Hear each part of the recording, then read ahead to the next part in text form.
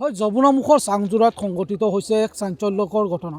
প্ৰতি নিশা যাত্ৰীবাহী ৰেলৰ খুন্দাত প্ৰায় 7টাকৈ হাতী ইতিমধ্যে নিহত হৈছে আৰু এগৰাকী এই হাতী ইতিমধ্যে আহত হৈছে আৰু এই আহতগৰাকীক ইতিমধ্যে বন বিভাগৰ লোকে চিকিৎসা প্ৰদান কৰি আছে।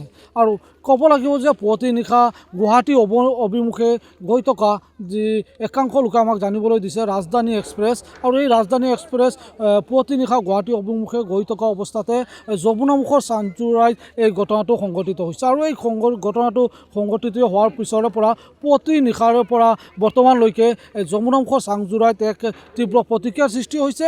লগতে দেখিবলৈ পোৱা গৈছে হাজাৰ হাজাৰ লোক ওলাই আহিবলগীয়া হৈছে। এনেদৰে মই সহযোগীক দৃশ্য দেখুৱাবলৈ অনুৰোধ কৰিছোঁ। আচলতে এয়া হৈছে যমুনামুখৰ চাংজোৰাইত দৃশ্য, আৰু এটা বৃহৎ হাতীৰ দলে প্ৰতি নিশা এই যমুনামুখৰ চাংজোৰাইৰ এই ৰেল লাইনটো পাৰ হৈ থকা অৱস্থাতে গুৱাহাটীৰ পৰা যি গুৱাহাটী অভিমুখে গৈ থকা এই যি যাত্ৰীবাহী ৰেল আছিল, আৰু এই ৰেলৰ খুন্দাত প্ৰায় 7টাকৈ হাতী ইতিমধ্যে নিহত হোৱাৰ খবৰ আহিছে। আৰু এগৰাকী হাতী ইতিমধ্যে সংকটজনক অৱস্থাত বন বিভাগৰ লোকে উদ্ধাৰ কৰি তেওঁলোকে চিকিৎসা সেৱা প্ৰদান কৰিছে বুলি ইতিমধ্যে আমি জানিব পাৰিছোঁ। আৰু এক প্ৰকাৰ ক'ব লাগিব যে একাংশ লোকে কৈছে যে ইয়াত বন বিভাগৰ গাফিলতিৰ বাবে আচলতে এনেধৰণৰ ঘটনাটো সংঘটিত হৈছে। লগতে যি ট্ৰেইন কৰ্তৃপক্ষ আছে তেওঁলোকৰো গাফিলতি আছে বুলি ইতিমধ্যে জানিবলৈ পোৱা গৈছে। একাংশ লোক আছে, কথা পাতিম, জানিব বিচাৰিম আচলতে কি হৈছিল, ঘটনাটো কেতিয়া হৈছিল, কেতিয়া হৈছিল এই ঘটনাটো? ৰাতি 1টা বজাত হৈছে এইটো ঘটনা। কেনেকৈ কি হ'ল গম পাইছে? এইটো পূৰা স্পীডত আহিছে গাড়ীটো, আমি শুনা পাইছোঁ পূৰা স্পীডত আহিছে।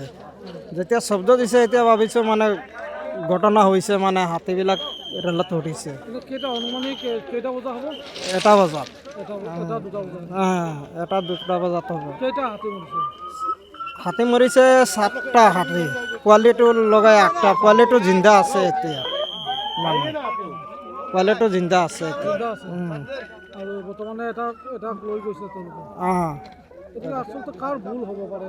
এইটো ফৰেষ্ট ডিপাৰ্টমেণ্টৰ মানুহৰ ভুল হ'ব।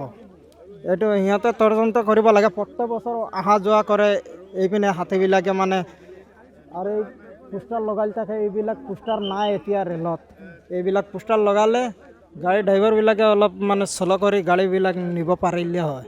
কি ক'ব বন বিভাগ বা ৰেল লাইন? এইটো মানে গুৰুত্ব দিব লাগে। এনেকুৱা মানে ঘটনা আমি কেতিয়া দেখা নাই, মানে আজি ফাৰ্ষ্ট দেখিছোঁ এনেকুৱা ঘটনা। এইটো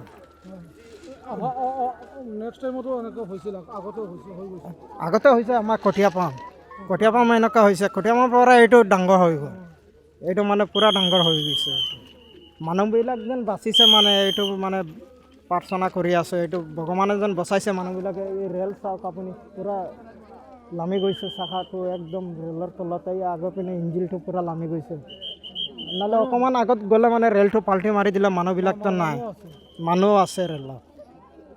এনেকুৱা হয়, এয়া আছিল স্থানীয় ৰাইজৰ প্ৰতিক্ৰিয়া। আচলতে কেৱল তেওঁলোকে কৈছে যে যি গুৱাহাটী অভিমুখে গৈ থকা যি যাত্ৰীবাহী ৰেলখন আছিল, আৰু এই ৰেলখনত বহুতো লোক আছিল, আৰু তেওঁলোকৰো কটমপি প্ৰাণ ৰক্ষা পৰিছে। আচলতে এক ভয়ংকৰ এক বিপদৰ পৰা বহু সংখ্যক লোক ইতিমধ্যে মৃত্যুমুখৰ পৰা ঘূৰি আহিছে। আৰু লগতে ক'ব লাগিব যে বন বিভাগ আৰু যি ৰেলৱে যি ডিপাৰ্টমেণ্ট আছে, ডিপাৰ্টমেণ্টৰ একাংশ লোকে ইয়াত অভিযোগ কৰিছে তেওঁলোকৰো গাফিলতি হৈছে। কিয়নো এই পথছোৱাত তেওঁলোকে কোনো ধৰণৰ গতি বেগ নিয়ন্ত্ৰণ নকৰে। তেওঁলোকে দ্ৰুত বেগেৰে এই পথেৰে তেওঁলোকে অহা যোৱা কৰে। আৰু পৰৱৰ্তী সময়ত আচলতে আমি এই যি যমুনামুখৰ চাংজোৰাইৰ খবৰ, আচলতে পৰৱৰ্তী সময়ত তেওঁলোকৰ যি উচ্চ পৰ্যায়ৰ বিষয়াসকল আছে তেওঁলোকে কেনেধৰণে মন্তব্য কৰে সেয়া আমি আপোনালোকক ND24 দৰ্শকক শুনাবলৈ চেষ্টা অব্যাহত ৰাখিম।